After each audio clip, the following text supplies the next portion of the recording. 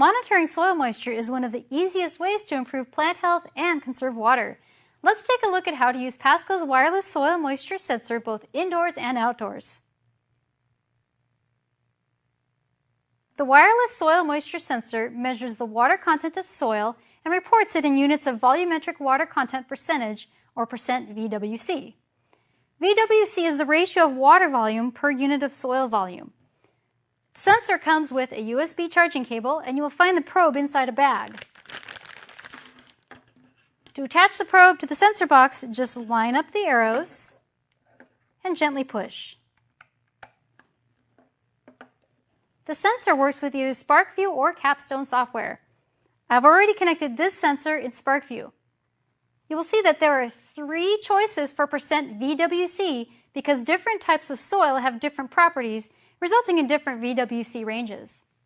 I'll be working with potting soil, so I will choose the low measurement. You can choose to display all 3 soil types if desired. The sensor can be used indoors or outdoors. If you're using the sensor indoors with the potted plant, make sure that the pot has enough soil depth to accommodate the sensor blade. If you have a small potted plant like this, you can insert the blade vertically. You can see that there is 12% water content by volume. When you remove the blade, do not pull the probe by the cord. Instead, grip the probe like this. You can use the same method for outdoor measurements as long as the probe can be inserted into the soil without excess force. However, the probe is most accurate when placed horizontally with the blade perpendicular to the soil surface. This ensures maximum contact between the soil and the probe at a given soil depth.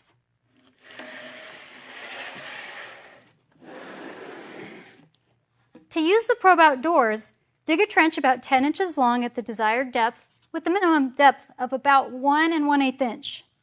Separate and keep track of soil as you remove it, so when you get to the desired depth, you can place the soil that came from the deepest portion of the trench alongside the probe. Place the probe in the trench horizontally and orient the probe blade perpendicular to the soil surface. Cover the entire probe with soil and tamp the soil with your fingers to match the natural compaction of the surrounding soil. Replace the soil in the order it was removed. Compact to the natural compaction, and take the soil measurement. When you're done taking the soil measurement, avoid pulling the probe by the cord. You want to carefully unearth the probe to remove it. Like this. Consider having your students compare a field study of soil moisture either on campus or off-site on a field trip.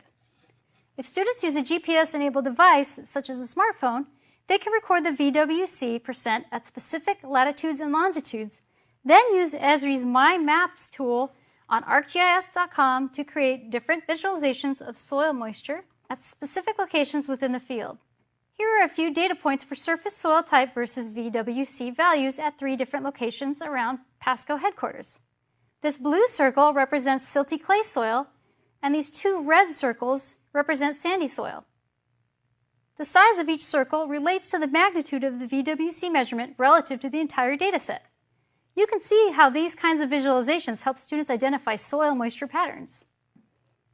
Visit the experiment library at PASCO.com and look for the investigation called Soil Moisture Field Study to find an outdoor soil moisture investigation like this that uses an online Esri map in addition to other investigations.